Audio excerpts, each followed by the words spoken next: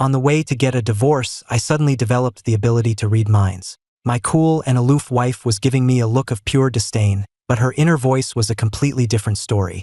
Honey, I don't want to do this. What if I said I wasn't feeling well? Would that work? Please don't leave me, Ethan. A girl who's gorgeous, with fair skin and legs for days like me, is a keeper. If someone else finds me, they're not giving me back. Later, even after she found out I could read her mind, she started deliberately thinking things that were the opposite of what she felt. Ethan made me so mad today.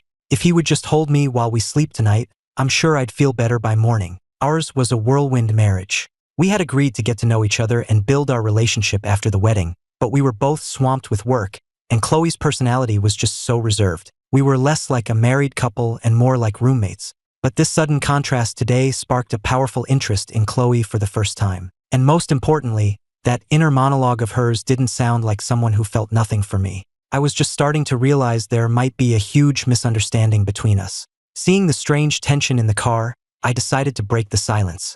This divorce won't affect you too much, will it? Hearing my question, Chloe just gave a flat, "Oh, it won't have a major impact, but in our social circle, there's an unspoken rule. There are no divorcees, only widows." Sob, she's talking about me. If Ethan divorces me, I'll just go throw myself into a crematorium. I froze. Did I just hear something completely insane? I glanced uncertainly in the rearview mirror, but it was just Chloe, staring out the window with a cool, detached expression. Maybe I was just imagining things. Just as I was thinking about heading home for a long nap after this was all over, that mournful voice echoed in my head again. "Oh, I'm so miserable. I should look up the number for the local funeral home. All the money in the world won't make me happy. Without Ethan, I'll just be sitting in our empty mansion in the Hamptons, crying my eyes out." I hesitated, then glanced at Chloe in the passenger seat again. This couldn't be an auditory hallucination, could it? So, was I actually hearing her inner thoughts? I was positive her lips hadn't moved a bit. As if sensing my stare, Chloe suddenly turned to meet my eyes, then raised a pale, elegant hand to her forehead. "I'm not feeling very well today. Can we postpone the divorce?" "Chloe, you did it. You were brave and you said it. Ethan, please say yes. Let's go home. Let's not get divorced. How am I supposed to live without you?" At this point, it was just getting noisy in my head, and I was now certain I was hearing Chloe's thoughts. I hesitated for a second before speaking. "All right, let's just head back for today." When she heard me, her eyes visibly brightened, but she kept her expression neutral and gave a small, prim nod. I knew I had to figure out what on earth was happening. As the courthouse disappeared in the rearview mirror, Chloe let out a sigh of relief. She spent the rest of the drive humming happily to herself in her head. I was just realizing I didn't know my wife at all. Wasn't she supposed to be this cool, aloof professor? Who was this little chatterbox? This broken record? This girl who was constantly cooing and whimpering inside her own head? When we got home, we went inside one after the other, just like always. Chloe, feigning her illness, went straight to her room. But just before she left, I heard her thoughts again. "I need to get online and search for ways to win my husband over. Oh right, my lingerie. I need to pick something out. I wonder what he likes. How can I casually walk in front of him wearing it? Ugh, this is so frustrating. Why does Ethan have to like the ice queen type? He just had to fall for a block of ice. Why can't he like me? I'm adorable." Okay, angry for 3 seconds, now back to planning how to win him over. Hee hee. Hearing that, I froze. Wait, who the hell said I like ice queen types? That was a complete fabrication. My feelings were suddenly a complicated mess. My impression of Chloe had always been the unapproachable Columbia professor, exuding that cool, disciplined aura. I never imagined that underneath it all, she was a total softie who just wanted to be coddled. I sighed at the thought. The main question was, what do I do about this divorce? I've never been one to drag things out. I needed to talk to Chloe before we made a final decision, to see what she was really thinking. Just then, a knock came at my bedroom door. I snapped out of my thoughts and sat up. Chloe pushed the door open and just stood there in the doorway. She had clearly just showered and was wearing a black silk nightgown. Her almond-shaped eyes, which usually tilted up playfully, were now downcast, giving her a touchingly vulnerable look. "Is something wrong?" I asked, looking away, feeling a bit awkward. It was the middle of the night, just the two of us. It was hard not to let my mind wander. "I'm still not feeling very well. Could you maybe take a look?" she said, walking toward me. Before she even got close, her pale, pretty face was already bright red. "I hope he doesn't say no. I'll actually cry. I spent all night psyching myself up for this. I'm not a doctor, I said. If you're really feeling bad, I can take you to urgent care. I started to get up, but she pressed me back down with a soft hand on my shoulder. No, it's okay. I know what it is. Ethan, don't look at me like that. My heart is going to beat out of my chest. I'm so nervous. God, he's so handsome.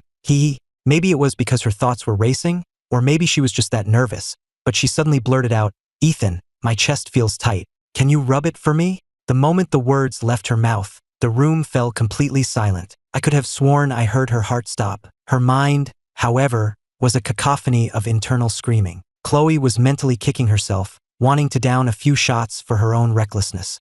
How could she have said her little fantasy out loud? That wasn't what she'd planned to say at all. But the next second, she grabbed my hand and placed it on her chest, biting her lower lip gently. My chest just feels tight. It'll be better if you just rub it. Her voice trailed off, but the screaming in her head grew louder. Fortune favors the bold. Go for it. Pounce on him. You can do it, Chloe Davis. Hearing that, the hand she had pressed to her chest twitched involuntarily. I swear it was a purely instinctual reaction. And, well, it was definitely soft. If this was some kind of test of my character, I was failing spectacularly. I think there's some herbal supplement for chest tightness. I tried to stand up, feeling awkward. Our position was getting pretty suggestive. But Chloe had come this far. She wasn't about to back down now. Seeing me try to get up, she reflexively pushed me back down. She must have misjudged her strength because the next thing I knew, she had tumbled right on top of me, and we both fell back onto the bed. Chloe definitely felt something. Whoa, Ethan has abs. I caught a glimpse once by accident. It wouldn't be too out of line to feel them now, would it? My dazed expression finally broke as her horny internal commentary made me blush. Why don't you, get up first? I'm starting to feel a little tight in the chest myself. As I suspected, Chloe's boldness was all in her head. The moment I spoke, she scrambled off me, fumbling and repeating, I'm sorry, her usual cool composure completely gone. Seeing her flustered state, I reached out to steady her, my hand somehow landing on her waist. The moment I touched her, her entire body went rigid, and she fell right back on top of me. Okay, at this point, it's really hard not to think you're doing this on purpose, I said, my voice laced with resignation. Chloe quickly pulled my hands away, her voice trembling. No, it's not that. You can't just touch my waist. Her voice dropped to a whisper. It's sensitive. I suddenly remembered something. Right after we got our marriage license, we actually had a period where we got along pretty well. But one time at dinner, I casually put my arm around her waist, and she instantly tensed up, the smile vanishing from her face. I thought I had been too forward. After that, a few other accidental touches to her waist got the same reaction. She'd go rigid, her expression turning cold. Over time, I started to think she just didn't like me touching her. It looked like that was a misunderstanding. I quickly got up, walked to the door, and collected my thoughts. Come on out, I said. We need to talk. 2.5 minutes later, we were sitting across from each other on the living room sofa. Chloe smoothed out her nightgown, the blush still warm on her cheeks. She waited for me to speak, her expression a mask of indifference, but inside her head, she was freaking out. Talk about what? Humph. The only thing I want to talk about with him is our relationship. The last time he wanted to talk, it was to ask for a divorce. I wasn't here to talk about romance, of course. Though, seeing how cute she was being, the idea wasn't entirely unappealing. But that wasn't the point right now. Her bizarre behavior tonight felt a lot like an attempt at seduction. If that was true, then the misunderstanding between us was bigger than I ever imagined. When I brought up divorce before, you agreed. Was that because you also felt our marriage had problems? Chloe's expression remained cool. I don't believe we have any problems. We've been living exactly according to the terms we agreed upon. To be honest, I'm not entirely sure why you want a divorce, but I've always respected your decisions. She finished, pushing her glasses up the bridge of her nose. Why does Ethan want a divorce? Is it because he's found some other woman? Is she in better shape than me? Prettier than me? Does she seem more sophisticated and aloof? I mean, I'm faking it, but I've gotten really good at it. Who is this woman trying to steal my husband? That barrage of thoughts felt like a drill to my temples. It was pure noise pollution. Who would have guessed? The wife who seems so cool and reserved on the outside is secretly a non-stop chatterbox. Was this a buy one get one free deal? My brain was so overloaded I couldn't think straight. I couldn't stop myself from snapping, "Just be quiet for a second." The words were out before I realized my mistake. I looked up at her. Chloe pursed her lips, her voice small. I wasn't talking, but a second later, the chatter in her head started right back up. He's so stern, But wow, he's so hot when he's stern. Oh my god, I almost want to kneel and call him master. Chloe, you're such a pervert. But if it's Ethan, maybe it wouldn't be so bad. I was, once again, shocked into silence. Was it possible for the image of the cool, goddess-like professor to crumble so completely in a single day?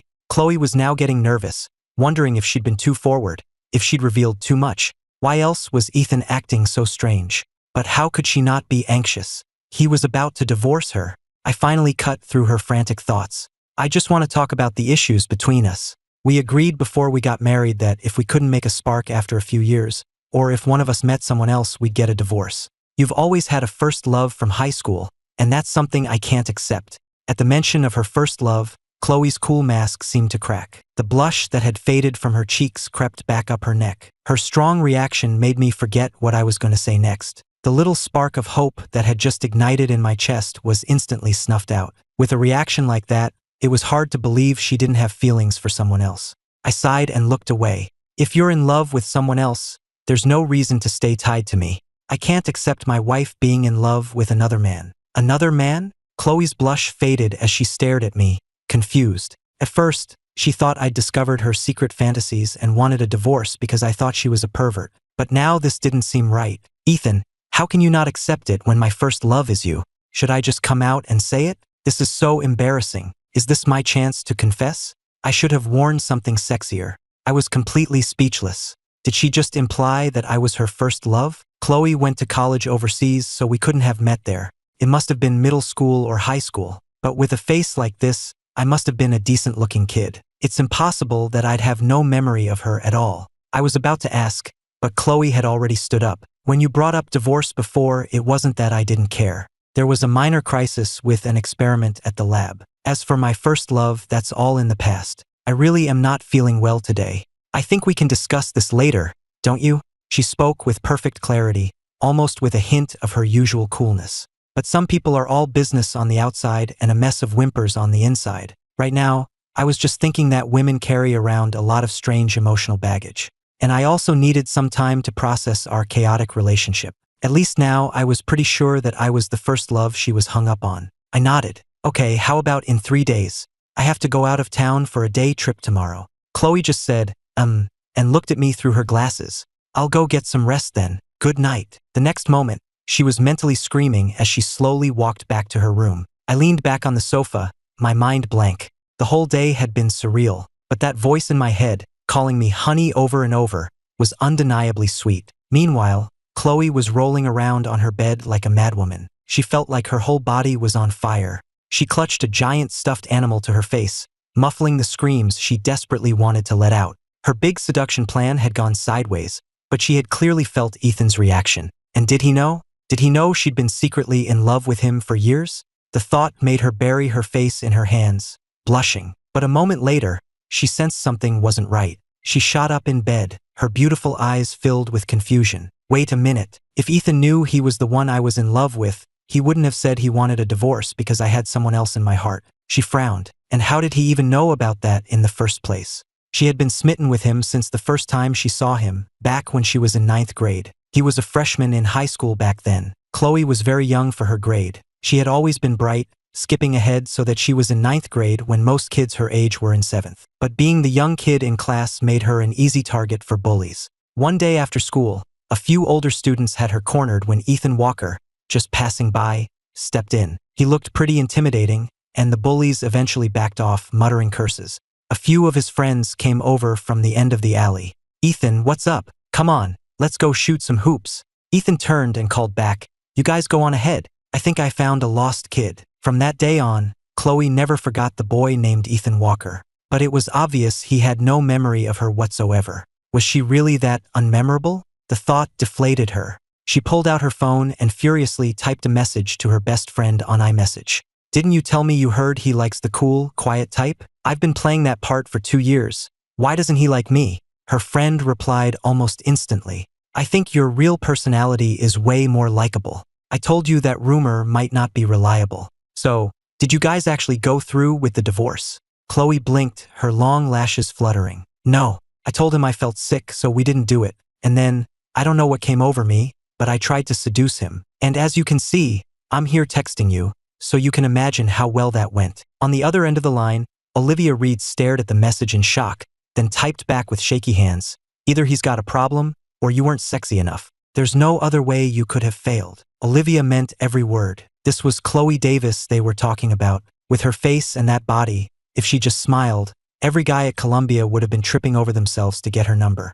But the rumor about Ethan liking the cool, aloof type had come from his frenemy, Sam Miller. It should have been reliable. Chloe lay on her bed, moping. And today he asked if I'd been in love with my first love for a long time. He said he didn't want his wife to be in love with someone else, and that's why he wanted a divorce. But there is no one else. It's always been him. Olivia paused, then replied drily, "This sounds like the plot of a 300-chapter romance novel." But Chloe replied without a second thought, "No way. We agreed to talk properly in 3 days when he gets back from his trip. I've already tried to seduce him. I might as well drop the act." Her voice was low, tinged with sadness. "If he really doesn't like the real me, I can't keep up this charade forever." Meanwhile, I was still basking in my newfound discovery, completely unaware of her turmoil. After sending out a few work emails, I went to my room to get some sleep. I run a graphic novel company. I'd poured everything into the studio in the early days, and it had slowly grown. Because of that,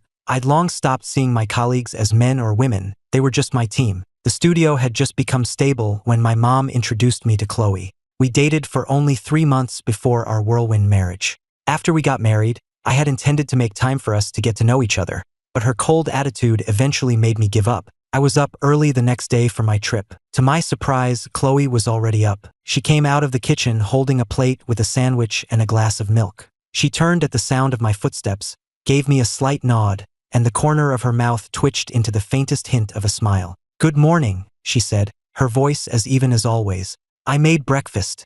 Would you like some?" Ethan in a black shirt is so hot. My knees are weak. He looks so dominant. If he put on a pair of gold-rimmed glasses, he'd be the perfect sophisticated bad boy. Oh no, why is he just staring at me without saying anything? I'm falling for him all over again. I couldn't help but smile at that, then quickly composed myself and nodded. "Good morning, thanks for this." He thanked me. He thanked me. He thanked me. Sure enough, the screaming in her head started again, and some of it was getting a little R-rated. Even though I was getting used to it, her fantasies still managed to surprise me. I never would have guessed the seemingly prim and proper young woman had such a wild imagination. Maybe what she'd said in her head before wasn't just a heat-of-the-moment thing. Before I left, I glanced at Chloe, hesitating for a moment before saying goodbye. The woman who was internally sobbing about me leaving simply nodded with a serious expression. "Have a safe trip." But just as I turned to leave, she couldn't help herself. "Wait, your tie is crooked. Quick, ask me to fix it. Ethan, don't make me beg you." I had been about to just pull it off, but hearing her thoughts, I paused. "Sorry, could you fix it for me? I don't want to go back inside." "Sure," Chloe said, her voice a little too cheerful. She cleared her throat and added a more neutral, "Oh, let me get that for you." I realized her acting skills were actually terrible. How had I never noticed before? The joy and excitement in her beautiful almond eyes were impossible to miss. The tie wasn't even crooked. She just wanted an excuse to get closer. Sigh. Other wives get goodbye hugs when their husbands leave for a trip. I have to invent excuses. But it's fine. Their husbands aren't as handsome as mine. I won't see him for a couple of days. So sad. We were standing so close I could hear her thoughts clearly. But a hug didn't feel right, not when we had been on our way to get a divorce just yesterday. Just then, I caught that familiar, fruity scent of her perfume. My mind flashed to the dream I'd had last night, her slender waist, the sweet way her voice said, "Honey." I could feel my face getting hot, cleared my throat. Her hands lingered on my tie for a second longer before she reluctantly pulled away. "There, all set." I smiled and turned to go, but hearing the frantic train of thought in her head, I stopped. "I'll be back soon." Just as I'd hoped, the internal sobbing stopped, replaced by a chorus of kisses for Ethan. It was cute, but wasn't it exhausting for her, maintaining this huge contrast? For the first time, a business trip felt like a chore. I wanted to be back before I had even left. I was traveling with my good friend, Sam Miller. Over the years, we'd grown from a small studio into a decent-sized company. We'd signed a lot of artists and published several original graphic novels, but we hadn't made much headway into adaptations. When we met up at the airport, Sam looked at me, puzzled by my good mood. "Dude, why are you so happy? You're getting a divorce. And I heard you didn't even go through with it. You're well informed. How'd you know we didn't? Sam just laughed. He couldn't very well admit he was still in touch with Olivia Reed. Could he? They'd broken up ages ago. People would laugh if they knew he still had her number. More importantly, Sam didn't dare admit that he'd accidentally let my preferences slip during a chat with Olivia.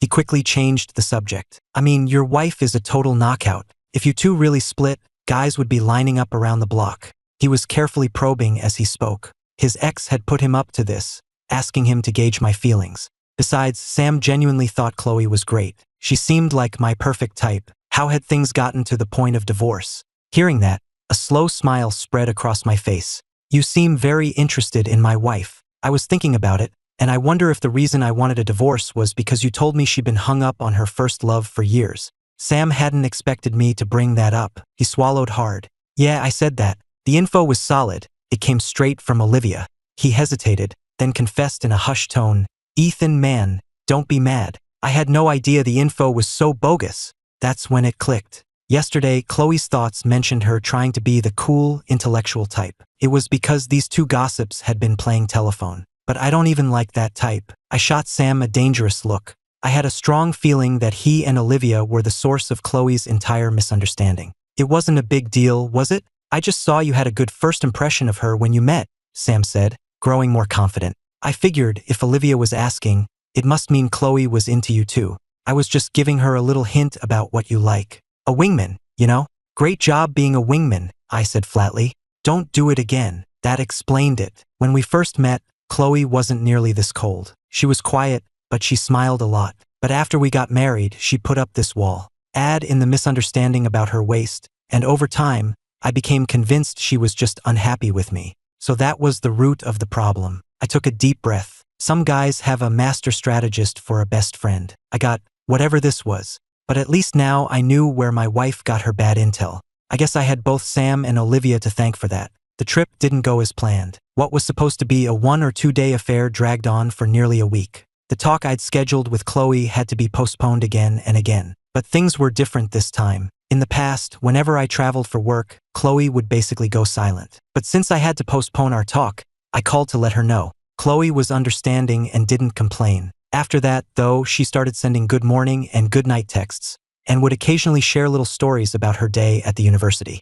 I got the feeling this was new for her. She even asked once, "Are these messages distracting you from work? I can stop if they are." I could practically hear the sad little whimper in her head as I read that. I texted back, "Not at all, they're interesting." She just replied with a simple, "Oh." It seemed like a cool response, but after that, she started sharing even more. A picture of a beautiful view she saw on her commute, a photo of a stray cat on the street. I'd been gone for a week, but I felt closer to her than when we saw each other every day. The trip itself was a bust. The deal fell through, but you can't rush business. I was still in a pretty good mood on the way back. As I got off the plane, I wondered what her reaction would be if I just showed up unannounced. She was probably teaching a class right now. The thought made me head straight for the university. Chloe was the youngest physics professor at Columbia. Despite her age, she was a lab rat through and through. She was only in her late 20s, but had already published multiple papers in prestigious journals. The woman was brilliant, and just like that, she was supervising for graduate students.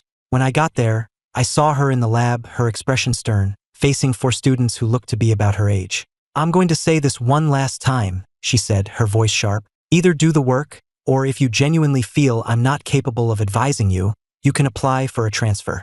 Her voice was genuinely cold, an icy edge I'd never heard before. She could seem aloof, but her tone had never been this harsh. I watched her through the glass partition and had a sudden thought. Maybe I really did have a thing for the ice queen type. For instance, Chloe right now, in her white lab coat, exuding this incredible, powerful aura. My heart started to beat faster. For some reason, my mind flashed to some anime I'd seen and the phrase, "Ma'am, please step on me." One of the students, a guy named Peter, knew he shouldn't be zoning out, but the man standing in the hallway was hard to miss. He couldn't help but sneak a few glances. But with only a few of them in the lab, his wandering gaze was painfully obvious to Chloe. "Peter, what are you looking at? Is your experimental data out in the hallway?" She turned her head as she spoke, and that's when I witnessed the ultimate transformation. The Ice Queen professor, who had just been mentally reciting a calming mantra to deal with her students, saw me, and a flicker of pure shock crossed her face. She didn't say a word, but her mind erupted into a full-blown party. "Ah, Ethan's back. Is he here to pick me up from work? Was I too harsh just now? Oh no, Ethan, please don't get the wrong idea. I'm not mean, I'm super gentle. It's all this stupid experiment's fault. And these students who won't listen, not counting that brief moment this morning. I haven't seen him in 168 hours, which is 10,080 minutes, or 604,800 seconds. I miss him so much. Her syrupy sweet, Ethan, left me a little dazed, but I couldn't stop a smile from spreading across my face. I was done for. Hook, line, and sinker. I gave Chloe a nod, signaling for her to finish up. She clearly had lost all interest in scolding her students, but she tried not to make it too obvious. She turned back to the 4 students, her expression still tight and serious, but the entire atmosphere around her had shifted. The issues I pointed out today, if they happen again, don't bother coming back. Let's not waste each other's time. With that, she waved them away. The 4 of them let out a collective sigh of relief and immediately looked out the window. They'd all seen it. The moment their professor laid eyes on the man outside, her entire demeanor had changed. I didn't mind them staring. In fact, I was in such a good mood I gave them a nod. Chloe cleared her throat. What, do you all want to stay and continue your experiments? Because I'm leaving. She took off her lab coat as she spoke. One of the students, a girl named Lily, worked up the courage to ask, Professor, is that your husband out there? Chloe was secretly staring at me, already humming a happy tune in her head. This was the first time Ethan had ever come to pick her up from work. Hearing Lily's question, she gave a prim nod, but inside she was gushing. Isn't he handsome? Of course he is. The moment he shows up, he gets everyone's attention. I haven't even gotten to look at him enough myself. I wish I could just hide him away. I haven't seen him in so long. I've been looking at the stars every night thinking of him. But there's a difference. The stars are in the sky, but Ethan is in my heart, he. I listened to her internal monologue as she walked out, her face a mask of calm. When she reached me, she offered a faint smile. Sorry to keep you waiting. I didn't know you were coming today. The woman in front of me and the noisy voice in my head were 2 completely different people. I sighed internally and reached out, naturally tucking a stray strand of hair behind her ear. It's no problem. I came to take you to dinner. I'm sorry about postponing our talk. I said 3 days, but it ended up being over a week. As I raised my hand to her cheek, Chloe felt her heart skip a beat. All the cute, frantic thoughts in her head came to a screeching halt as her heart started beating erratically. It was true. Someone could completely hijack her heartbeat just by getting close. I'm done for. With just one touch, I think I've fallen in love with him all over again. This is the 998th time I've fallen for him. One more and it'll be 999. When is he finally going to fall for me? This thought felt different from the others. I could hear a genuine sadness in it. Maybe it was time I really got to know her, to understand these feelings she had for me. But the doorway of a university lab was obviously not the place for that conversation. We walked out side by side. We were quiet, but only on the outside. In reality, I was listening to a one-woman comedy show. She was a real talker, and her mind was full of a surprising amount of R-rated material. When I heard her debating whether or not to try and seduce me tonight, I couldn't resist glancing over at her. Professor Davis had beautiful features, but her face was usually an emotionless mask. With her glasses on, walking down the street, she had a powerful presence. She was trying so hard to press her lips together to keep from smiling, and it softened her otherwise stern features. The contrast between that and the fireworks-level celebration happening in her head was so amusing that the exhaustion I'd been feeling completely melted away. Anything you're in the mood for? I asked. Even though she'd been mentally chanting about wanting to take me for Korean barbecue, she just glanced at me and said, What are you in the mood for? Ugh, Chloe, what is wrong with you? That's the same as saying whatever. Ethan, I'm not a whatever kind of girl. I was supposed to be cool and aloof, not difficult. Can I have a do-over? I want to slap myself. Barbecue, barbecue, barbecue. I wonder if wishing for it really hard will work. If you don't have a preference, how about Korean barbecue tonight? That's fine, Chloe said, a hint of excitement slipping into her voice, though she tried to keep her face neutral. We're on the same wavelength. I'm so happy. So happy. I want to kiss him. My own mood lifted even higher. Since she was determined to stick to her Ice Queen persona, I decided to take the lead. So, what did your students do to upset you earlier? The happy humming in her head stopped abruptly. Her voice was a little stiff when she spoke. It was an experiment. I walked them through it step by step. I practically did it for them, but they doubted one of my steps, changed it, and ended up with corrupted data. Doubts are normal, I offered. But they were convinced they were right and refused to even try and verify my method. When she talked about her work, her tone became serious, her brow furrowing. The main problem is, this isn't the first time. I've proven them wrong several times before, but they still insist on doing things their way, refusing to follow my guidance. So she was genuinely frustrated and at a loss. Mentoring students like that was just a form of mutual torture.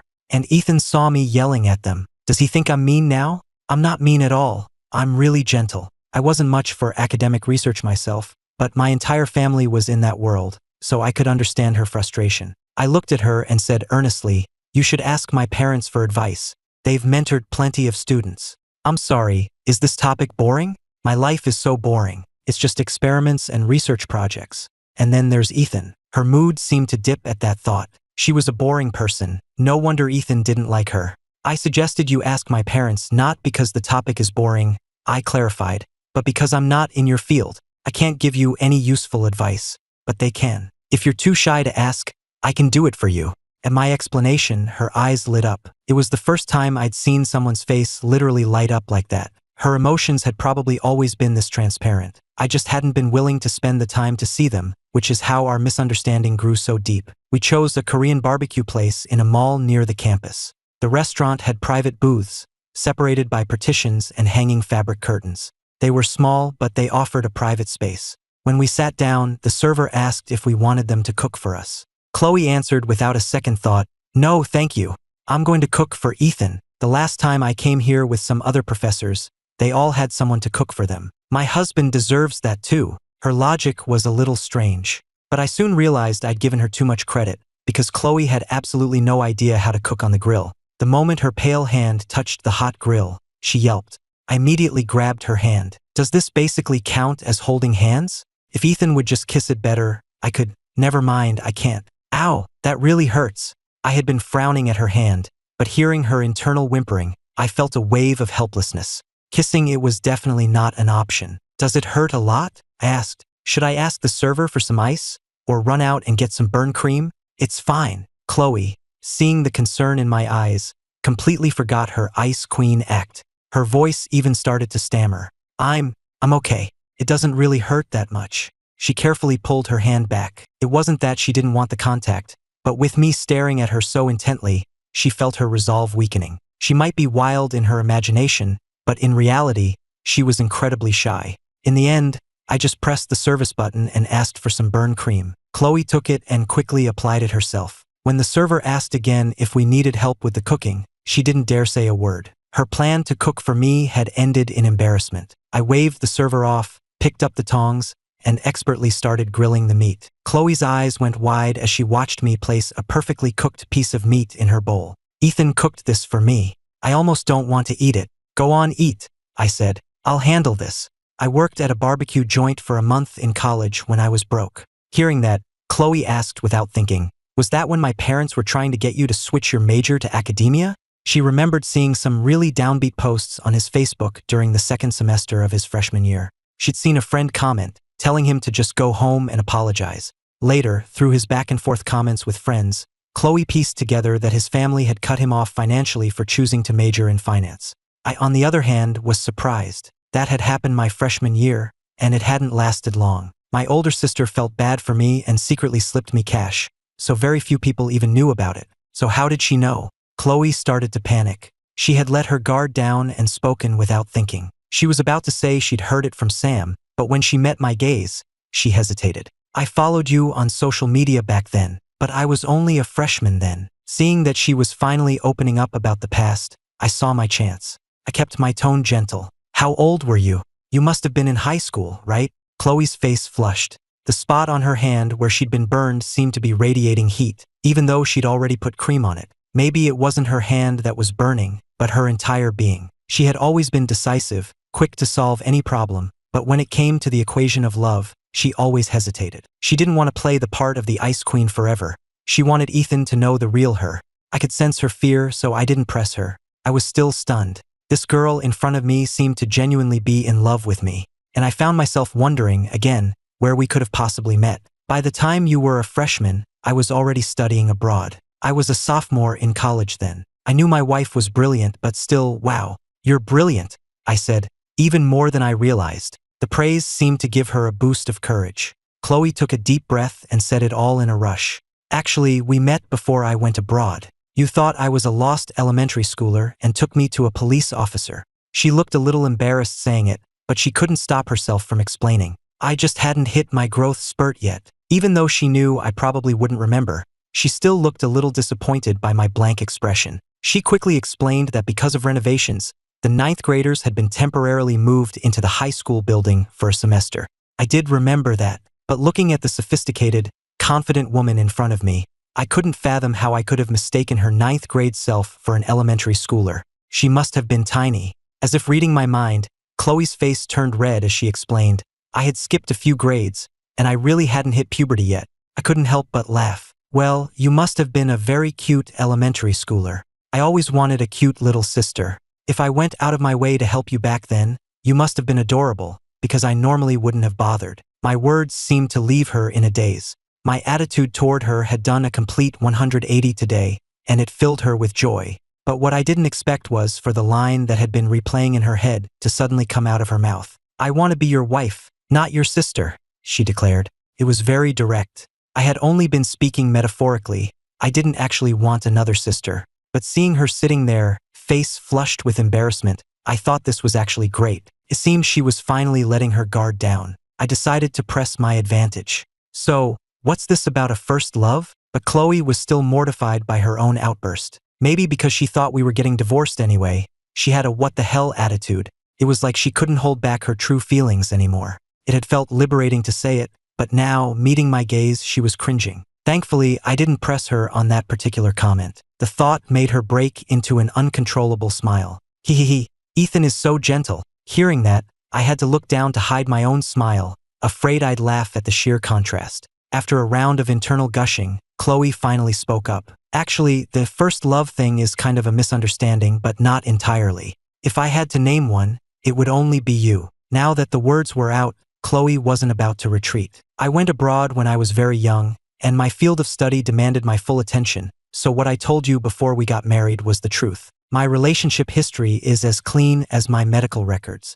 Chloe's feelings for me hadn't developed overnight. After I'd stepped in to help her, she had silently committed my face to memory. During that semester in the high school building, she learned a lot about me. I had good grades, an outgoing personality, and was always on the basketball court with my friends, with a crowd of girls watching from the sidelines. She'd heard I was nice to all the girls, but there were never any rumors about me dating anyone. She tried walking past me a few times, but it was like I'd completely forgotten she existed. I never even noticed her. She had secretly found my Instagram handle. I had accepted her follow request without a second thought, just sending a quick message asking who she was.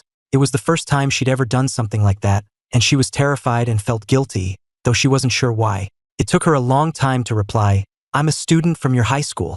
Unfortunately, that message went unanswered. I never replied. And just like that, she finished, I've been following you on social media ever since. Chloe glanced at me nervously, afraid she'd see disapproval or disgust on my face. But all I felt was astonishment. I never would have guessed we'd met so long ago. I used to share a lot of my life on my social media accounts. I had a lot of followers, including plenty of underclassmen, especially girls, so I usually just accepted requests without thinking much of it. I looked at Chloe, who was watching me so cautiously. It was strange. It was the same face that, when she wore her usual stern expression, was too intimidating to look at for more than a second. But now, her almond eyes were filled with nervousness, and she quickly averted her gaze after meeting mine. I chose my words carefully. I'm sorry, was I rude back then? I got a lot of requests every day, so I usually didn't reply unless it was important. I couldn't keep up. Hearing that, Chloe let out a huge sigh of relief in her head. As long as he doesn't think I'm a creep. Hearing her thought, a smile returned to my face. I was actually starting to get used to this split personality of hers. It was kind of refreshing. I brought up divorce because I thought you were in love with someone else, and I didn't want to stand in your way. But now that I know it was a misunderstanding, would you be willing to give us another try? I said suddenly, looking at her with a new seriousness. We've been married for 2 years. We agreed to see how things went, but because of my work, I feel like I've completely neglected you. I'm sorry for that. If you're willing, I'd like to try again. I had been attracted to Chloe from the start, we just never had a chance to really connect. Besides Chloe, I hadn't really connected with any other women in years. I didn't think I'd be lucky enough to find another girl I was this drawn to. Before, I was attracted to her simply because she was my type physically. But now, after hearing her thoughts, I was genuinely intrigued. Who wouldn't be charmed by a beautiful girl with such a cute, hidden side? Unsurprisingly, Chloe's mind was already erupting in a chorus of HHHH. It was loud, but I could feel her pure joy. This girl really was in love with me. Even so, she managed to suppress her excitement and said with forced nonchalance, "Okay, let's give it a try." So how do we try? Do we start dating like a normal couple? Or if that's too fast, we can just start as friends. Not too fast at all. I wouldn't even think it was too fast if we slept together first and figured out the rest later. Is this what it feels like when things finally turn around? I'm going to date my husband. Wait, that sounds weird. But it doesn't matter. I'm so happy. Listening to her joyful thoughts while looking at her prim little face, I couldn't resist adding, actually, the information you got from Olivia about my preferences was a little off. I only said that as an excuse to turn people down. I'm not actually into the cool, intellectual type. Hearing this, Chloe's eyes went wide. He knew. He knew about her secret investigation. All those years of pretending to be an ice queen had been for nothing. Her voice trembled as she asked, "Then, what type do you like?" I smiled at her reaction. I was never really sure before, but lately, I think I'm starting to figure it out. Why don't you just try being yourself? We're married, after all. We're supposed to spend the rest of our lives together. He knows everything. He knows I was faking it. Oh, he knows. He knows it all. I've been the clown this whole time. But wow, my husband is so smart.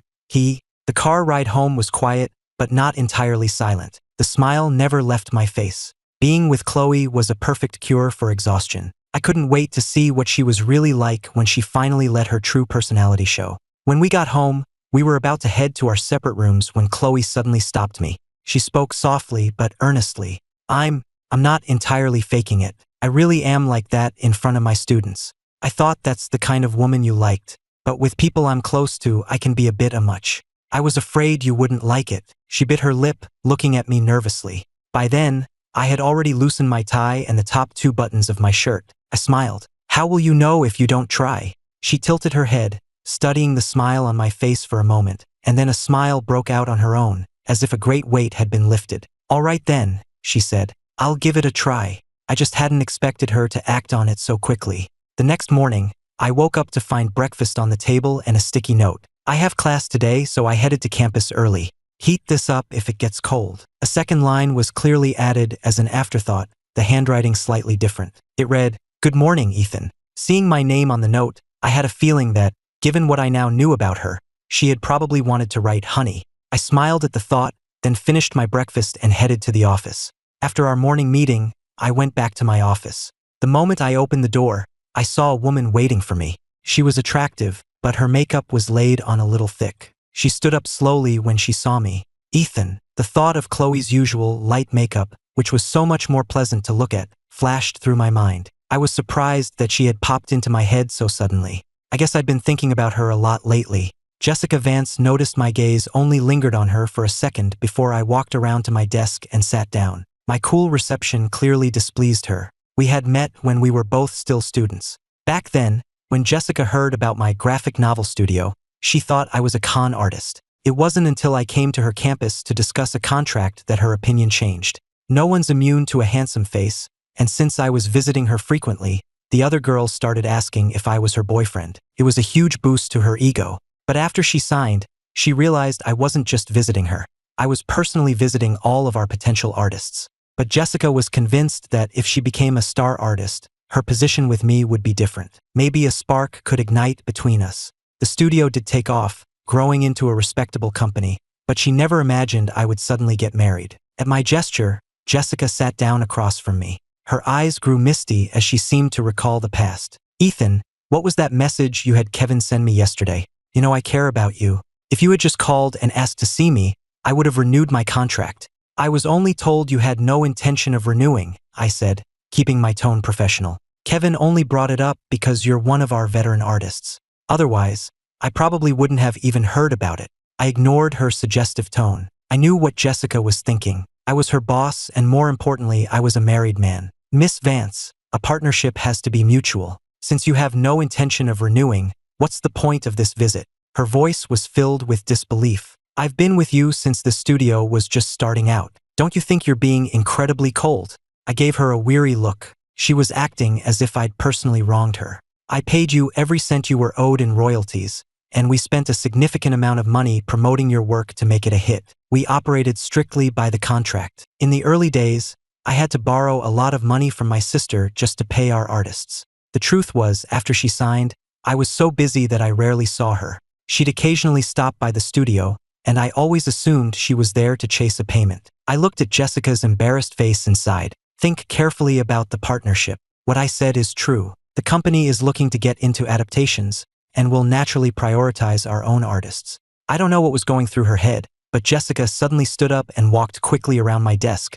I instinctively looked up and pushed back with my feet, my office chair rolling away from her. Her attempt to sit on my lap failed, and because I'd moved so quickly, she ended up sitting right on the floor. Just then, my assistant, Kevin, knocked lightly and peeked his head in. "Boss," he whispered, "I think your wife is here." From behind him, all Chloe could hear was a woman's shriek and the sight of my horrified expression. She was holding a large lunch container. She hadn't intended for him to escort her. She had been checking in at the front desk like a normal visitor. But Kevin had passed by and recognized her. He'd only met Chloe once, but with her looks and aura, she was unforgettable. So Kevin had hesitantly called out, "Mrs. Walker?" Hearing the title, Chloe had to fight to keep a huge grin off her face. Inside, she was doing cartwheels. She loved being called Mrs. Walker. It suited her perfectly. After all, the boss here was her husband. On the surface, however, she just gave a small, dignified nod. In front of strangers, her cool, intellectual persona wasn't an act at all. Once Kevin confirmed her identity, he enthusiastically led her toward my office. When she heard I had a visitor, Chloe hesitated, not wanting to interrupt. But Kevin, who was well aware of Jessica's designs on me, knocked and opened the door in one smooth motion, figuring he was doing me a favor. And that's how they walked in on that scene. Jessica's move had been so sudden, and now she was sitting on the floor, looking utterly pathetic between her shriek and her disheveled state. I was still in shock myself when I turned and met my wife's wide, curious eyes, and heard her piercing inner thoughts. Why did I just hear a woman scream? Is there really another woman? No, Ethan said there wasn't. I have to trust him. Who is this disheveled woman picking herself up off the floor? My head was buzzing. I quickly called out, "Kevin, help Miss Vance up. Should we call an ambulance?" Kevin snapped out of his daze and rushed over. Chloe put down the container she was holding and also went to help, reaching Jessica just as she was getting to her feet. As a woman, it was probably more appropriate for her to help. That must have been why Ethan hadn't rushed to help her himself. At that moment, Jessica just wanted the floor to swallow her whole. Who tries to seduce someone only to end up falling flat on their butt? She shot me a glare, feeling like she'd been wasting her charms on a blind man. Her gaze then shifted to the woman helping her up. Jessica froze. She was stunning. Even as a woman, she had to admit the girl in front of her was breathtakingly beautiful, especially those expressive almond eyes, which were now looking at her with concern as she thoughtfully straightened Jessica's clothes. Jessica, who hadn't blushed once while trying to seduce me, now felt a pang of shame under the other woman's gaze. I'm fine. I cleared my throat and spoke up. "Honey, what are you doing here?" What I was really thinking was, see that, this is my wife. With a wife this beautiful, I'm not going to cheat. I hoped Jessica would finally get the message. But my single word, honey, stunned all three of them. He called me honey, for the first time. Husband and wife, it sounds so right. I love him so much today. I love hearing it. I wonder if he'll call me that every day. I'd be the happiest wife in the world. Jessica, however, was completely dumbfounded, the pained grimace from her fall frozen on her face. This was Ethan Walker's wife? No wonder he wasn't interested in her. Chloe was ecstatic on the inside, but her face remained calm as she answered my question. "My class just ended, so I thought I'd see if you were free for lunch. I'm heading to the library near your office in a bit. I just sent you a message." I glanced at my phone on the desk. I'd seen Jessica waiting for me the moment I got out of my meeting and hadn't had a chance to check it. In the end, a dazed-looking Kevin escorted Jessica out of the office. I let out a huge internal sigh of relief. Thank God I dodged in time. If my wife had walked in on that, there would have been no explaining it. I was still worried she might get the wrong idea. But when I turned to explain, I was met with a face beaming with pure happiness. Just moments ago, in front of others, she had been so poised and elegant. Now she just looked endearingly goofy. Honestly, she looked like the kind of sweet, Naive girl who could be easily tricked into anything. Who would have guessed that this woman was a physics professor? I sighed. Have a seat. Did you bring lunch? At the mention of food, Chloe snapped out of her daze, completely forgetting her excuse about just stopping by after class. Yes, I came right after I finished making it. She looked at me expectantly. I hope you like it. I saw on your old Facebook posts that you like spicy food, but I also remember you have a sensitive stomach, so I made a spicy version and a mild one. I was surprised, but I smiled and thanked her. Seeing how happy she was, I grew curious. Aren't you going to ask what that was all about? You're not jealous? That scene was pretty misleading. To my surprise, Chloe just smiled as she continued to unpack the food. I could tell what was happening. From the look on your face, you wanted to teleport out from behind your desk. How could I misunderstand that? She was just making a scene. I'll always trust Ethan unconditionally. He's not that kind of person. I have excellent judgment. I finally understood why so many guys wanted an understanding girlfriend. The difference between someone with emotional intelligence and someone without it was stark. The reason my old business partner suddenly quit was because his girlfriend at the time was pathologically jealous. A little jealousy can be cute, but she was completely unreasonable. If her boyfriend was in the same room as another woman, even in a crowded public space, she would have a meltdown. But my friend thought it was a sign of her love, so he actually quit, leaving me to deal with the mess. Hearing Chloe's thoughts now, I smiled and said firmly, well, thank you for your trust, but I'm still going to explain. I don't like misunderstandings. Chloe looked at me, her eyes full of sincerity.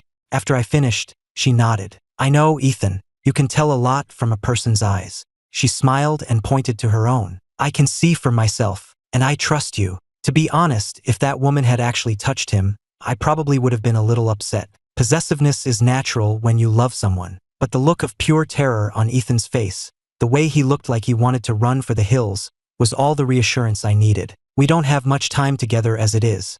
There's no point wasting it on unimportant people and things. We ate lunch right there in my office. Chloe was an excellent cook. It was the first proper meal she had ever made for me. Chloe smiled and explained, I went to study abroad at a young age, so I had to learn to do everything myself. My mother moved back to the States after I turned 18. I suddenly realized that now that we had cleared the air, Chloe wasn't so tense anymore. She actually smiled a lot, and it made her look even younger. The lunch lasted a while, but it was incredibly rewarding. I felt like I was finally getting to know her. After we finished, even though she was mentally whining about not wanting to leave, Chloe cleaned everything up with brisk efficiency. The morning's stressful meetings felt a world away, cured by my secretly sweet and affectionate wife. As I helped her clean up, our hands brushed. Chloe froze, then looked up at me and whispered, I'm getting shy. She said it so bluntly, getting shy just from our hands touching. I was taken aback for a second, then I couldn't help but laugh. Professor Davis, you're kind of adorable. The adorable person in question was now pressing her lips together, trying desperately not to smile. You were just calling me honey? Why the sudden switch to Professor Davises? She mumbled, her face turning an even deeper shade of red. Her voice was barely a whisper, and she sat up ramrod straight, trying to appear composed, but she couldn't meet my eyes. It seemed our talk last night had really opened the floodgates. She fell silent after her comment, but the expectant look on her face was impossible to miss. I thought to myself, you call me honey hundreds of times a day in your head, but you've never said it out loud. I raised an eyebrow. Well, since I've already called you honey, it's only fair you return the favor, right? I watched her fidget with her hands, her teeth worrying her lower lip. She was still blushing, unable to speak. I wasn't in a rush. I turned, opened a drawer, and took out the burn cream I'd bought that morning. Did you put anything on your hand last night? Seeing that I wasn't going to force the issue, Chloe felt a confusing mix of relief and disappointment. She'd said it 1,000 times in her head, but now that he'd asked her to say it out loud, the words wouldn't come. My question about her hand finally broke her out of her trance. I walked over to her with the cream. Her long, pale hands rested on her lap, looking delicate and beautiful against her dark slacks. The red mark from the burn stood out. You need your hands for your work. You have to be more careful. Here, put some of this on. I gently placed the tube of cream in front of her. To my surprise, she just blinked, then, as if summoning all her courage, held her hand out to me. My left hand is a little clumsy. Could you put it on for me? I looked at the hand she was offering and had to resist the urge to remind her that she'd managed just fine on her own last night. But I wasn't that clueless. Chloe was looking up at me with wide, expectant eyes. Ethan's hands are so warm. My own hand feels like it's melting. Actually, it's not just my hand, my whole body is melting. Unsurprisingly, Chloe's mind was off to the races again, but you couldn't tell from her expression. She looked perfectly calm, almost stoic. By the time her thoughts had progressed to a beach trip where I would be applying sunscreen to her entire body, I had finished applying the cream. Luckily, she'd treated it quickly yesterday, but the mark was still visible on her pale skin. I lifted her hand to my lips and blew on it gently. It was just a habitual gesture. The warm air on the cool cream must have felt soothing. For a moment, Chloe seemed to completely freeze. Even the frantic monologue in her head went silent. The sudden quiet was surprising. I looked up at her. Sorry, just a habit. As I let go of her hand, she looked almost disappointed. It's okay, she said. I should get going. Seeing her disappointment, I couldn't help but add, next time, if you just tell me you want to have lunch with me, I think I'd be even happier. The girl who had been looking so dejected a moment ago visibly brightened. A wide smile spread across her face, her beautiful eyes curving into crescents. Her ice queen facade had completely shattered. It was so endearing it made me want to reach out and pinch her cheek. I rubbed my fingers together at my side, resisting the urge. I'd better not. She probably wouldn't be able to drive straight if I did, with her mind going a mile a minute. I'll walk you out, I said. I have a meeting this afternoon, so I can't drive you. Chloe followed obediently beside me. Her mind was surprisingly quiet, which made me glance at her a few more times. My company isn't huge, and this was normally lunchtime when the office is half empty. But when I opened my door, I saw that nearly everyone was at their desks. The office was more packed than it is for a company-wide meeting. Chloe, too, was a little taken aback by all the staring. She had put her glasses back on before we left my office, and standing beside me, she once again looked every bit the cool, beautiful Professor Davis. But only I could hear her restless inner monologue. Ethan's employees are so hardworking. Are they looking at us? Do they think we make a good couple? Hee, a perfect match. If I'd known so many people would be watching, I would have worn a nicer outfit. A tactical error. I'm still new at this. I should visit a few more times. Ethan wouldn't mind, would he? He's not saying anything, so he probably doesn't mind. Yep, it's decided. Hearing that, I glanced at her and smiled. Let's go, don't mind them. They're probably just curious to see what my wife looks like. I gently put my arm around her shoulder as we walked. I was still a little hesitant to touch her, worried it would make her uncomfortable, but Chloe had other ideas. Her steps faltered. She took a tiny step back, and then she deliberately leaned into my embrace. I felt a sudden warmth as her soft body pressed against me. We're hugging. Ethan is such a gentleman. It's so frustrating, but it's okay. I can be the one to make a move. Hey. Does Ethan have pecs? I bet they're nice. I wonder when he'll let me touch them. Hearing that, I quickly steered her toward the exit, trying to derail her train of thought before it went completely off the tracks. Just as we reached the door, a chorus of playful shouts came from behind us. Goodbye, Mrs. Walker.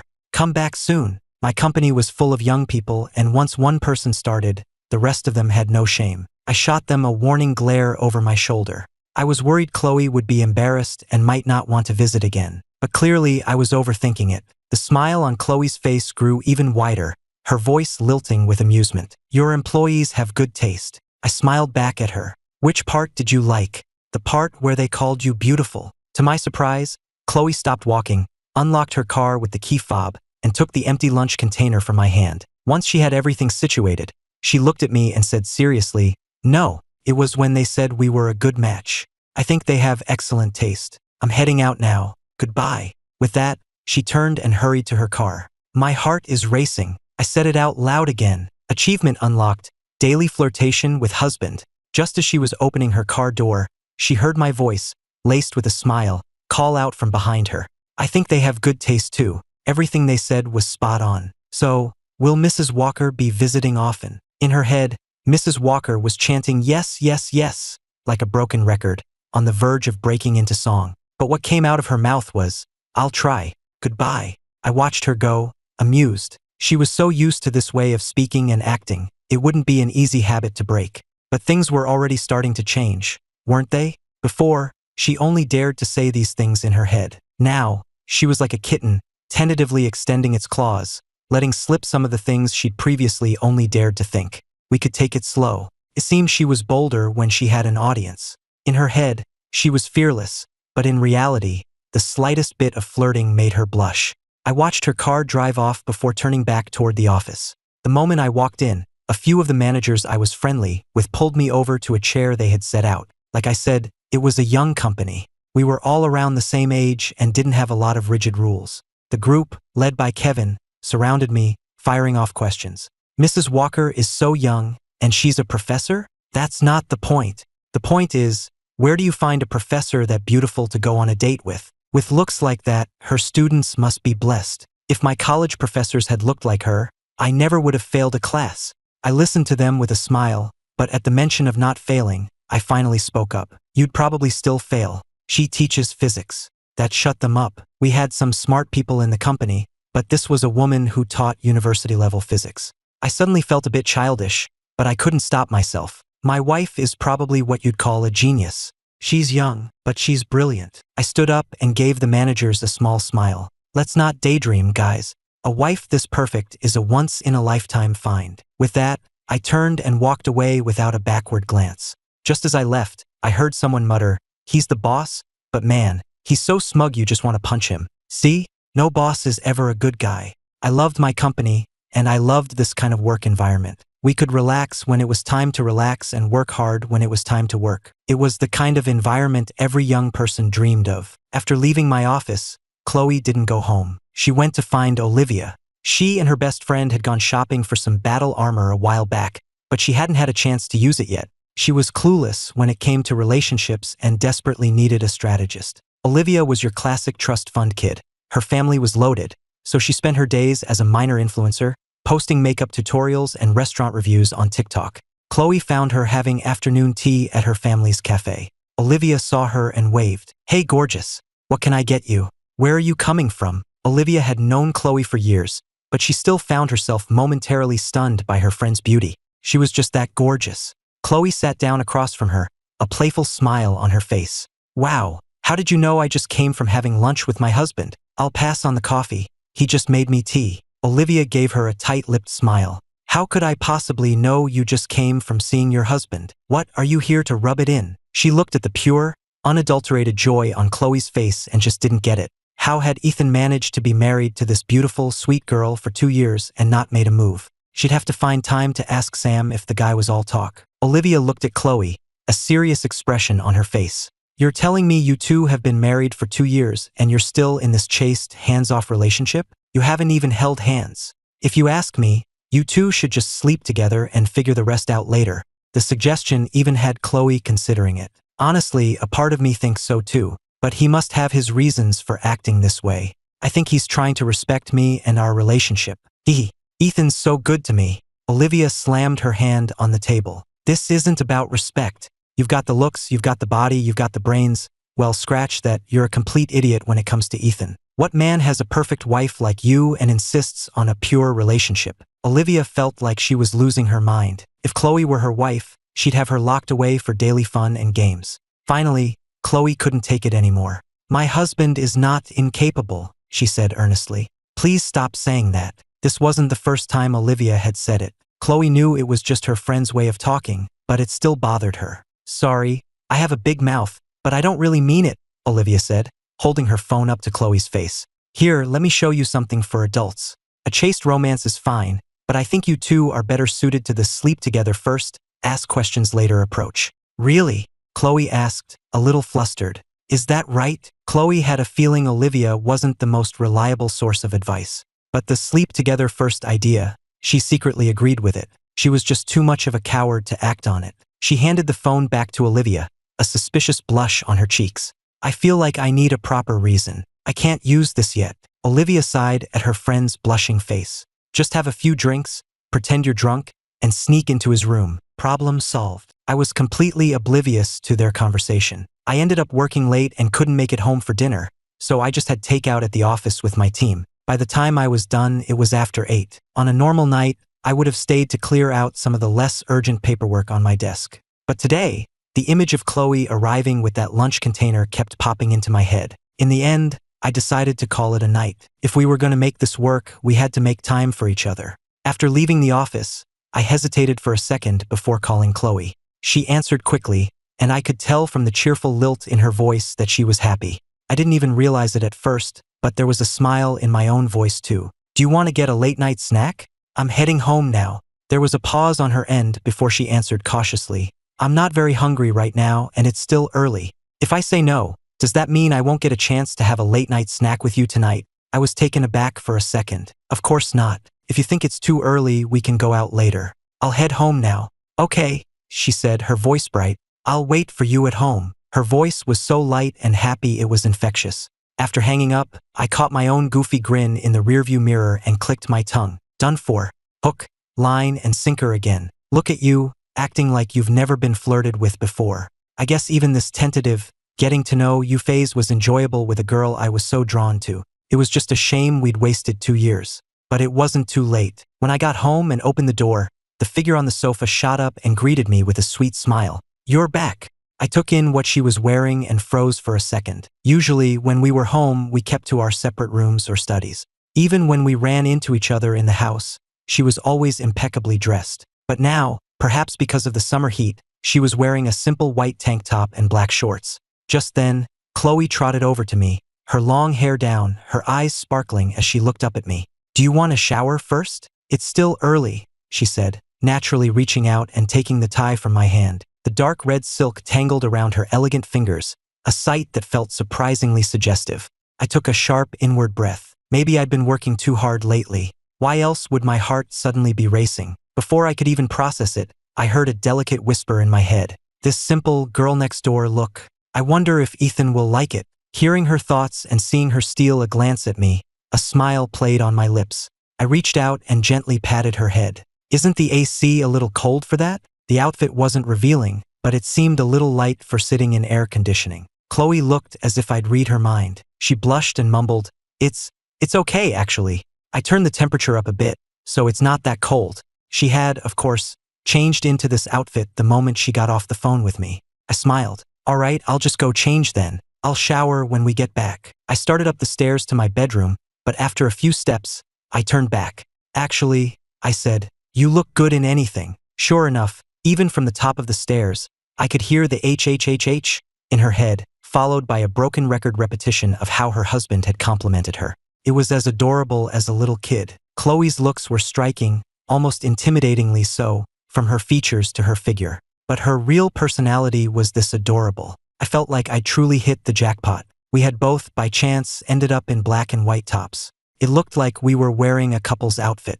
I raised an eyebrow at her. Looks like we're on the same wavelength. Though I liked the last outfit too. Chloe's lips curved into a small smile at the compliment. I'll wear that one for you at home then, not for going out. Let's go. She came to my side as she spoke. If Ethan likes it, I'll only wear it for him. I wonder if he'll like the new stockings and lingerie I bought. Hearing that, my steps faltered. Wait, stockings and lingerie? Was she serious? Chloe quickly reached out to steady me, her body naturally pressing close. What's wrong? She asked, a hint of concern in her voice. My expression must have been strange. I shook my head. Nothing. What are you in the mood for? It's pretty late. How about some porridge? I know a place that just opened across the street. I hadn't even realized so many new shops had opened up nearby. I rarely paid attention to my surroundings on my way home. From the way she spoke, it sounded like she was a regular. Do you go out for late-night snacks often? Sometimes. If I get back from the lab late, or if I get hungry while reading at night. That reminded me. When we first moved in together, she used to knock on my door and ask if I wanted a late-night snack. I was usually still working and didn't have a habit of eating late, so I always declined. I don't remember the expression on her face. I probably didn't even look up from my work. So after I rejected her, she just went out to eat by herself? The thought made me look at her again, more closely this time. Her profile was clean and simple, her skin flawless even without makeup. The corners of her mouth were turned up in a slight smile as she told me about all the best places to eat in the neighborhood. Maybe because I hadn't responded, she turned to look at me, her eyes meeting my steady gaze. Chloe paused, then touched her own cheek. Is there something on my face? No, I said, smiling. You must get told you're beautiful all the time. Her face went blank for a second, and then I got to watch in real time as a blush spread from her neck all the way to the tips of her ears. In a matter of seconds, her entire face was bright red, and her eyes started to dart around. Is that so? I guess. Even as she said it, she couldn't suppress a smile. Her mind was a jumble. Whenever she made eye contact with me, it was like she lost control of her thoughts, and especially her mouth. Right now, for instance, she was fighting the urge to blurt out, "Since I'm so beautiful, can you hold my hand?" Her voice trailed off into a mumble, and she lowered her head. I found it amusing, but I reached out, took her hand, and held it in mine. "I don't have a lot of experience with this," I admitted, "especially the relationship part. I'm worried about moving too fast and making you uncomfortable. So if you want something, you can just tell me." We agreed we'd try to make this work, right? She just mumbled, "Oh, okay," and I got the feeling she hadn't heard a word I said. But the hand I was holding wasn't still. It shifted in my palm. I wasn't sure what she was doing, but I relaxed my grip. I felt her soft fingers move, slowly weaving through mine until our hands were clasped together. She gave our joined hands a happy little swing, then tilted her head to look at me, the blush on her cheeks refusing to fade. I looked at her and couldn't help but smile back. We had just walked into the porridge shop and sat down when she announced, "Since you said I can say whatever I want, I'm going to say it." I nodded, unprepared. "Okay, go ahead. I'm listening." She took a deep breath, looked me straight in the eye, and declared, "Our parents want us to give them a grandchild soon." I stared at her, dumbfounded. I had told her to be direct, but I didn't mean that direct. Her opening line was about having a baby. I felt a little helpless, but I wasn't repulsed by the idea. It even made me think that maybe I shouldn't be approaching our relationship with the same logic I used for business deals. Compared to her honesty, I felt like I wasn't being open enough. Chloe looked at me, a little taken aback. "Was that too direct?" "I'm sorry, but there's really no need to beat around the bush. Did you forget we're having dinner at our parents' house tomorrow?"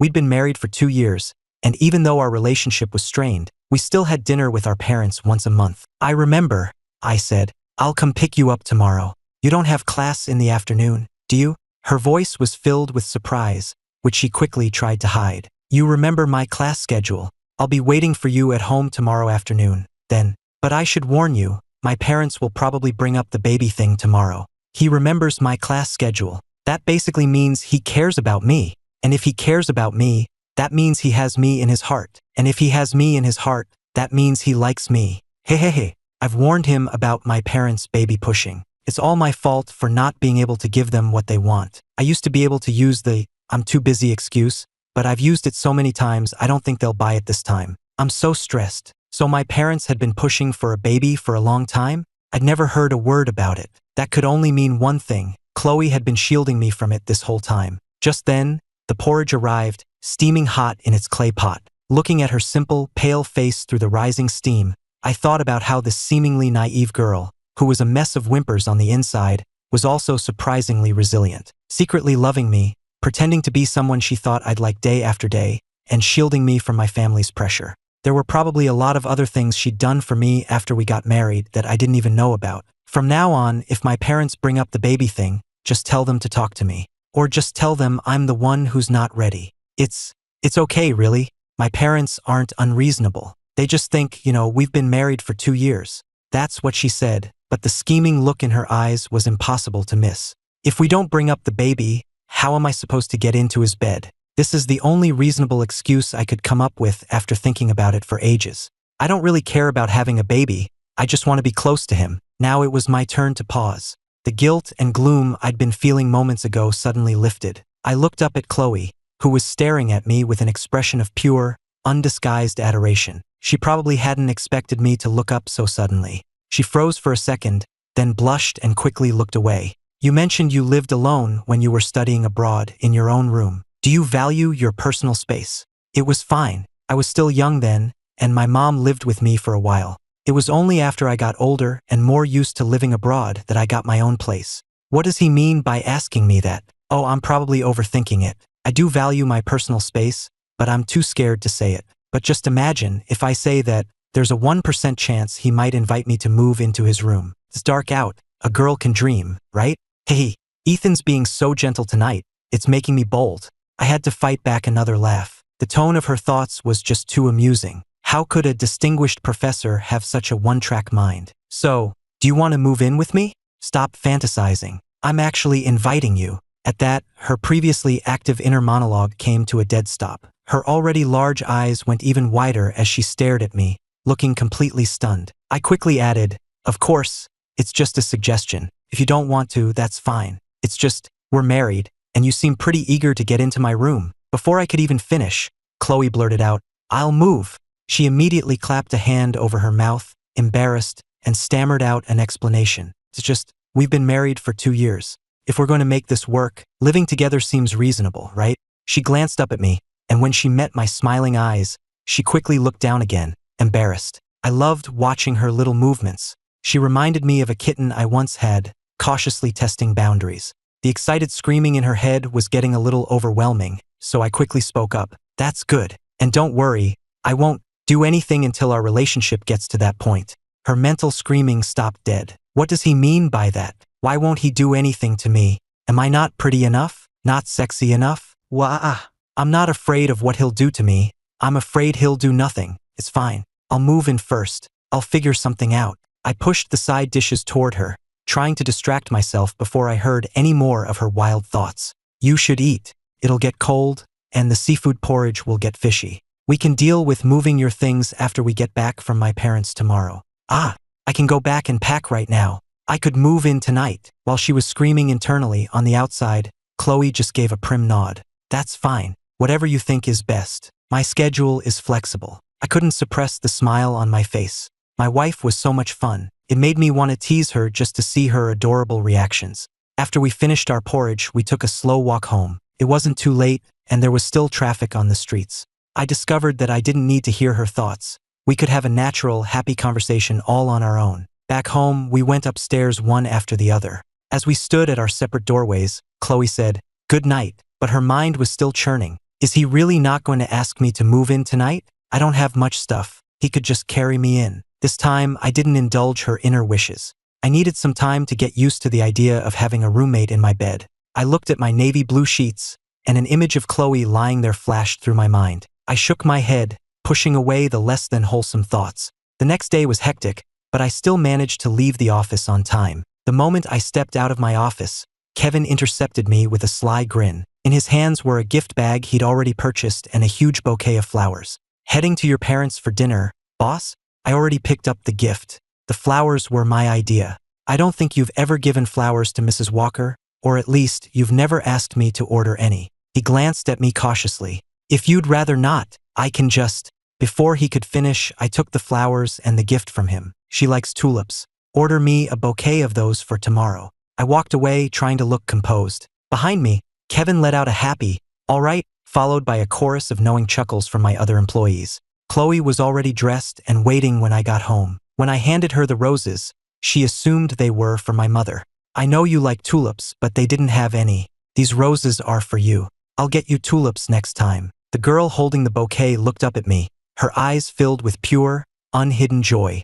"Ethan gave me flowers for the first time. I have to preserve them. I'll take them to the lab later and make them into preserved flowers." I smiled, a pang of guilt hitting me as I saw her surprise. "If you like them, I'll send you flowers every day." "Oh no, that's too wasteful. But could you send them once a week? Getting flowers from you would make me happy for a whole week. Maybe even longer." She wasn't being coy at all. She looked at me with such hopeful eyes as she made the request. Her sudden directness caught me completely off guard. Her smile struck me right in the chest, sending my heart into a frantic rhythm. "Okay," I promised. "Next time, I'll pick them out myself." "That would be amazing. I'll be happy for a long, long time." She buried her face in the fiery red roses. My heart was pounding, just like it did the very first time I saw her. I was starting to understand what she meant about falling in love with the same person over and over again. It was real. I looked at Chloe's face, even more delicate than the flowers, and touched the bridge of my nose with a smile. "So, is the happy Professor Davis ready to go home with me now?" Chloe felt she was a lost cause. Plenty of people called her Professor Davis. But when it came from Ethan's lips, it sounded intimate, almost like a caress. It transformed a simple title into something special. She hugged the flowers tighter, murmured, "Hum," and with a blush on her cheeks, set the bouquet on the table. She gently stroked a petal, her eyes crinkling with a smile. "Such beautiful flowers. Such a gentle husband." This is the 999th time Chloe Davis has fallen in love with him. My dream should come true soon. After the 998th time, this was the most earnest thought I'd ever heard from her. Usually, her mind was a lively, chaotic jumble of disconnected ideas. But whenever she counted the times she'd fallen for me, her thoughts became reverent and sincere. The drive to my parents' house wasn't long, only about 10 minutes. When we arrived, my mom immediately pulled Chloe aside for a private chat, and I was dispatched to the kitchen to help my dad with dinner. My dad asked the usual questions about work and life, then suddenly changed his tone. "So, how are things between you and Chloe?" "They're fine." "Why?" My dad's brow furrowed slightly. "Are you wearing that Kylan pendant I gave you?" His question felt odd, the subject changed too abrupt. I pulled the Kylan pendant out from under my shirt. "Yeah, I'm wearing it. I only take it off to sleep and shower." Couldn't help but sigh. "You're a professor, Dad. Since when are you so superstitious?" Seeing that I was wearing it, his expression relaxed a bit. He just grunted. "What do you know? Just keep wearing it. It's good for you and Chloe." He paused. "Have you noticed anything different since you started wearing it?" What could be different about a pendant? Was it radioactive? I was about to dismiss it, but then I remembered. The mind reading had started not long after he gave it to me. Could it actually be some kind of magic? I decided to play along, lowering my voice conspiratorially. "Well, lately, I've been feeling a little off. It's like I keep hearing voices." I watched his face carefully as I spoke, but he was already heating a pan on the stove. His expression was unreadable as he just pointed for me to bring him the meat. "Then you should get some rest, and maybe see a doctor." His casual dismissal made me frown. Maybe I was just overthinking it. Did it really have nothing to do with my dad? Couldn't tell. The atmosphere at dinner was great, until my mom asked directly, "Ethan, you're not getting any younger. When are you and Chloe planning on having a baby? Your sister and her husband barely see each other, so I don't push them. But you and Chloe live together. Are you two deliberately avoiding it?" Chloe quickly jumped in. "Mom, Dad, it's not his fault. I've been too busy." "Don't cover for him," my mom said. "I can look up your teaching schedule, you know?" She turned her gaze to me, probably thinking it would be rude to ask about my performance. But with young people's lifestyles these days, staying up all night, it was a valid concern. She paused. "I've booked a full physical for both of you. Go when you have time." "Mom, I was just busy before," I protested. "That was before. What about now?" My mother might be getting older, but her mind was as sharp as ever. "Yeah, what about now? Does Ethan want to make a baby? I'm ready to cooperate whenever." I shot Chloe a knowing look. She was staring back at me with a perfectly innocent expression, looking pure and pristine. "I'm not busy anymore," I said. "Don't rush us. All this pressure isn't helping." "What does he mean by that? Does he really want to?" I'm ready, Ethan. I'm going to go home tonight and break out the stuff Olivia gave me. Hehe, time for cuddles." I quickly put a piece of meat on both her plate and my mom's. "Let's eat. Let's eat." My parents exchanged a look. They could clearly sense that the atmosphere between us was different this time. In the end, they dropped the subject. On the drive home, I kept waiting for her to bring up the massage again, but she never did, not even in her head. So when we got home, I made a point of stretching dramatically and rubbing my own shoulder. That was a clear enough hint, right? Sure enough, Chloe noticed. She watched me, hesitating for a moment before finally speaking. "I learned some massage techniques from the other female professors at work. Do you want me to try? I'm not licensed, but I'm amazing at it. Please let me try, Ethan. Please. I'll be so sad if you don't." "You cook, I massage.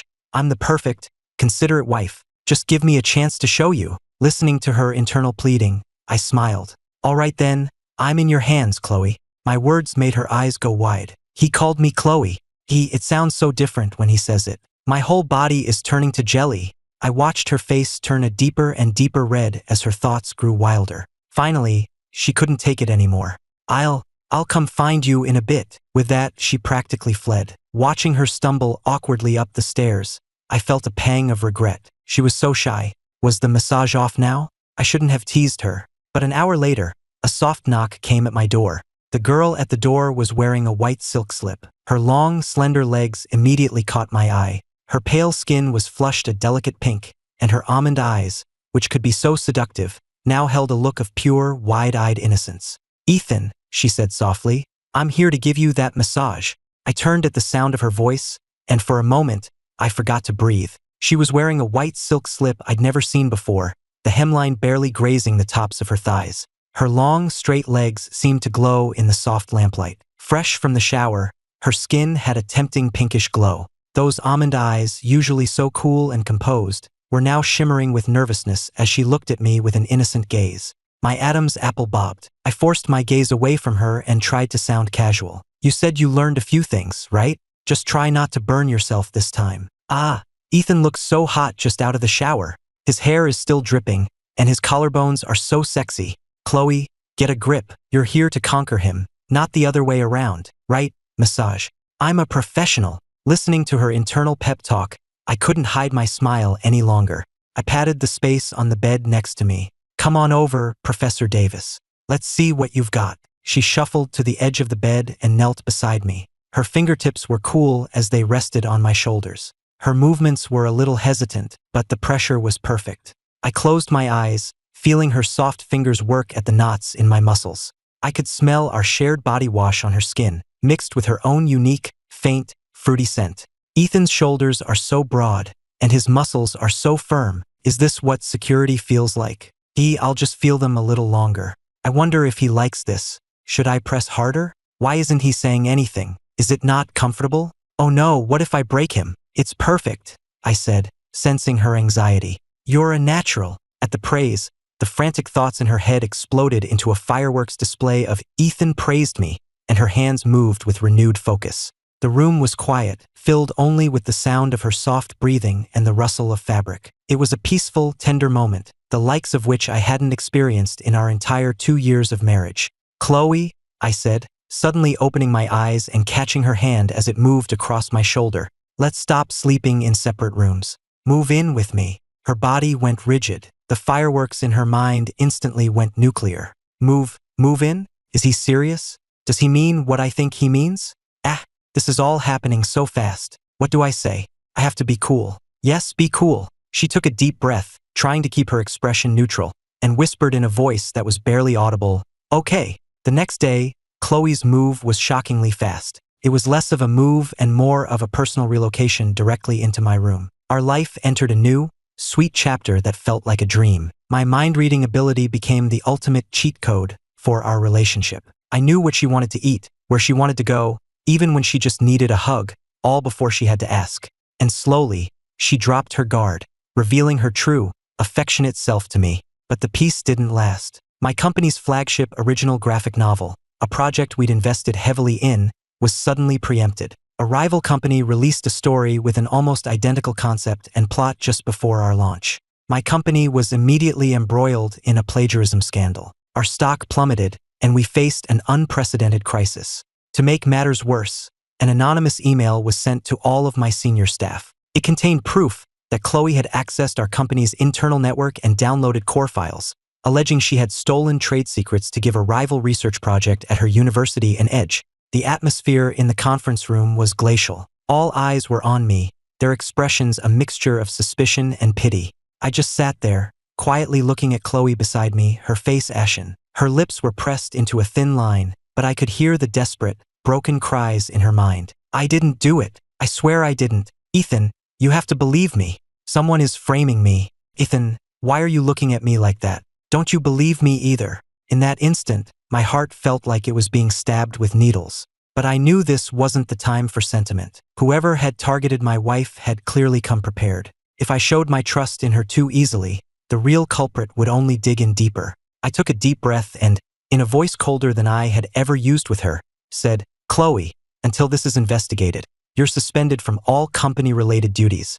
Go home and wait for my call. She snapped her head up to look at me, her beautiful eyes wide with shock and disbelief, which slowly faded into a dead, empty gray. She said nothing. She just stood up and walked out of the conference room. After she left, I immediately had Sam start digging into the rival company, especially anyone who had been in recent contact with them. At the same time, I called Olivia and asked her to go stay with Chloe and to help me find out what she could about one person, Jessica Vance. My gut told me she was involved. Sure enough, that night, as I deliberately kept my distance from Chloe at home, I overheard Jessica's triumphant thoughts as she planned her next move. Everything was going according to plan. For the next few days, I gave Chloe the cold shoulder. The atmosphere in our house was frigid. I listened to the entire progression of her thoughts, from hurt and confusion to utter despair. Every moment was like a knife twisting in my own heart. I knew it was cruel, but it was the only way to make our enemy let their guard down. Finally, on a rainy night, she broke. She didn't cry or scream. She just silently packed a bag, got in her car, and drove away. I tracked her car's GPS and saw she had gone to the old neighborhood where we first met. I followed her immediately. Rain slicked the old alleyways, She was standing under an umbrella, perfectly still, at the entrance to the alley that had changed both our lives. Through the wind and rain, I heard her broken thoughts. This is the place. He was wearing his high school uniform, backlit by the sun, like a hero. He said he thought he'd found a lost kid. Ethan Walker, I've loved you for so many years. Why, in the end, couldn't you give me even a little bit of trust? Was I wrong to pretend to be the person you wanted? My first love, from the very beginning, it was always you. First love, lost kid. The dusty memories came flooding back. I remembered, the ninth-grade girl, so small for her age because she'd skipped grades, cornered by a few bullies, staring them down with wide, defiant eyes, refusing to cry. It was her. I couldn't hold back any longer. I strode forward and pulled her into a tight embrace from behind. She trembled violently in my arms, her umbrella clattering to the wet pavement. I'm sorry, I whispered hoarsely in her ear. I'm so sorry, Chloe. It's not that I didn't believe you. I was putting on a show for the real enemy. I believe you. From the very beginning, I've only ever believed you. I laid out my entire plan for her, and I told her that I finally remembered. I remembered her, the cute, stubborn, lost kid I had found all those years ago. In my arms, her silent sobs turned into a torrent of tears as she let out all her pain and fear. With Olivia and Sam's help, we quickly gathered all the evidence of Jessica's and the rival company's malicious setup. At their press conference, just as they were triumphantly announcing their original new work, I walked in with my lawyer and the police. The big screen behind them switched from their promotional video to a recording of Jessica conspiring with her accomplices, along with irrefutable proof that they had fabricated evidence and hacked our company's servers. Faced with the evidence, Jessica's face went pale, and she was arrested on the spot. The crisis was averted. My company was not only exonerated but, in a twist of fate, gained massive public sympathy and attention. And after weathering this storm, my relationship with Chloe became unbreakable. Afterwards, I asked my father about the pendant. He was silent for a long time before he told me that the Kylan pendant was the Walker family's ancestral Unity Jade. It could only be activated when a descendant's marriage faced a major crisis of trust, granting one partner the gift of heart listening to help them see through deception and overcome the trial. Now that you two are truly connected, its power should be fading, my father said. And he was right. After that, I heard Chloe's thoughts less and less frequently, the voice growing fainter and fainter, until one day, my world fell completely silent. I didn't feel a sense of loss. Instead, I felt a profound sense of peace. I no longer needed the cheat code. I had learned how to love and how to trust on my own. Sam and Olivia also reconnected during our joint operation, resolving their old issues and getting back together in a very public way. A year later, in the delivery room, Chloe was drenched in sweat, her grip on my hand so tight her nails were digging into my skin. She was in too much pain to speak, her face a mask of tears and effort. Seeing her in so much pain was agonizing. All I could do was kiss her forehead again and again, whispering words of encouragement. Just then, in the quiet of my own mind, a faint but crystal clear, tearful voice cried out, "Baby, get out here.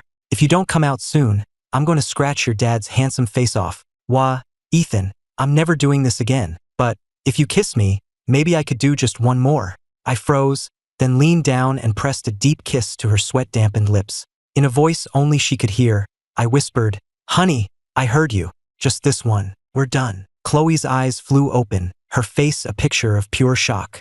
A second later, a loud, clear cry filled the room as our child was born. Amid the sound of our baby's cries, she looked at me and gave a weak smile, her almond eyes once again shining with a galaxy of brilliant stars.